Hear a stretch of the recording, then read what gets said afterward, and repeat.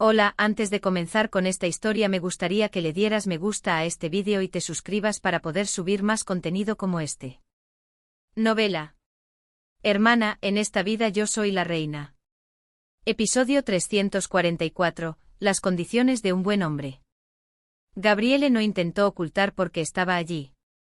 ¿De verdad la duquesa de Tarento viene a tu casa todos los días? ¿Son mejores amigas? Pero no era del todo despistada. Al ver la desaprobación de Ariadne, se disculpó rápidamente y cambió de tema. No seas así, es que tengo curiosidad, vine porque tengo una noticia increíble que contarte. ¿Te enteraste de lo del marido de tu hermana? El hecho de que no dijera cuñado fue la última consideración de Gabriele hacia Ariadne, pero no fue suficiente. El título preferido de Ariadne era Conde Contarini. Al ver que las cejas de Ariadne se levantaban, Gabriele se rindió en dar más explicaciones y fue directamente al grano. ¿Sabes que el comerciante Lemoine, a quien le encargaban préstamos a escondidas, huyó y se declaró en bancarrota? Ariadne asintió. Lo sé. Durante la última semana, fue el tema más candente en San Carlo. Todos murmuraban que era el fin del mundo que una familia noble de larga tradición como los Contarini se arruinara a manos de un comerciante por culpa de una mujer. El futuro de Isabella también era sombrío. No se sabía si la familia se haría cargo de ella, o si podría hacerlo. Al enterarse de la noticia, el cardenal de Mare se bebió media botella de grappa solo esa noche. Sería un arrepentimiento por haber criado mal a sus hijos. Casualmente Hipólito también estaba ausente, por lo que no había nadie que compartiera la tristeza del cardenal. Hipólito había regresado una vez después de huir de casa, pero al parecer, al ver la mirada de Bianca, que lo visitaba todos los días, se fue de nuevo.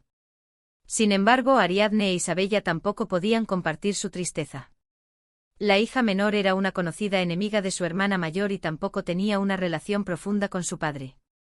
De hecho, Ariadne estaba nerviosa por si el cardenal de Mare ayudaba a la familia Contarini. Afortunadamente eso fue solo una preocupación infundada. Porque el cardenal de Mare, que tenía un claro cálculo de pérdidas y ganancias, no haría algo que no le beneficiara. Solo se bebió media botella de alcohol y se dejó llevar por la melancolía, sin pensar en enviar a alguien para ayudar a su hija mayor. Sin embargo, si el cardenal hubiera sabido lo que sucedería después, se habría arrepentido amargamente de su decisión. Pero fue un gran éxito.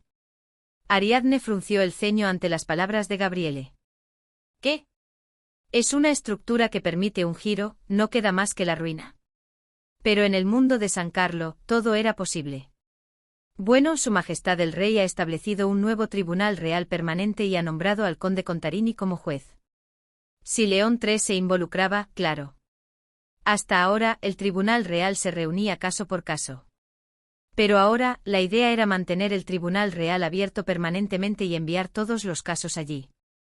El problema es que el caso más grande que podría ir al tribunal real en este momento es el propio incumplimiento de pago del conde Contarini. Salvaron a la familia Contarini. Exacto. Intenta que Camelia demande en el tribunal real donde Octavio de Contarini es juez. ¿Crees que ganaría? Normalmente para salvar a la familia Contarini, lo lógico sería pagar 8.000 ducados en su lugar. ¿Verdad? Ariadne pensó que esta era una forma muy típica de León III de manejar las cosas. Era como quitar una piedra de abajo para sostener una de arriba, peor que la duquesa Rubina. Ahora parece una ventaja temporal, pero a largo plazo, destruye valores más importantes como la confianza social. Camelia está bien. Gabriele seguramente habría pasado a ver a Camelia. Y como era de esperar, Gabriele asintió. De hecho, vengo de la mansión Caruso y Camelia está furiosa, pero el barón Castiglione la está consolando muy bien. Camelia era joven. Nunca antes había visto sus derechos legítimos pisoteados por el poder de esta manera.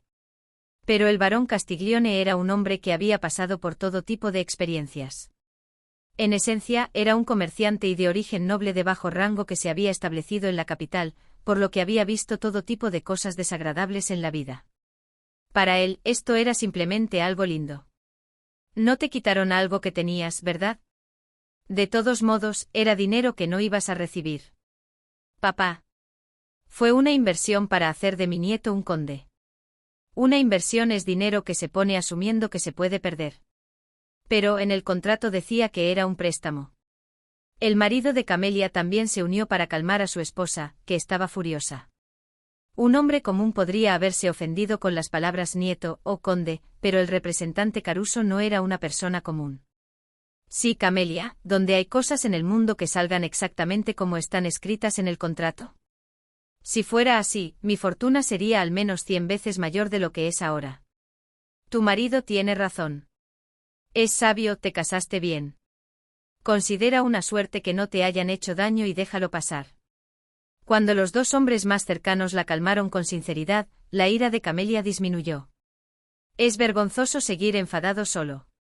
Gabriele añadió. Además, ¿Camelia sigue sin tener la regla? Oh. La armonía conyugal entre el representante Caruso y Camelia era tan buena que incluso aquellos que se burlaban de que el marido de Camelia era plebeyo o mayor se callaban. El representante Caruso era tan devoto que su joven esposa nunca tenía que pisar el suelo, y su devoción se manifestaba en oro que fluía como el agua. Pero no solo oro, sino que también parecía haber desbordado sinceridad por la noche. Todavía no ha pasado mucho tiempo desde que no tiene la regla, así que no puedo asegurar que sea un bebé, pero debe tener cuidado. Así es. Después de eso, Gabriele charló sobre lo envidiable que era lo que el representante Caruso hacía por Camelia, y cómo era su propio marido, etc., y luego miró a Ariadne con una mirada sutil. Entonces, ¿cómo va tu romance con el príncipe Alfonso? La forma en que se demoraba y sonreía tímidamente parecía ser el verdadero propósito de su visita hoy.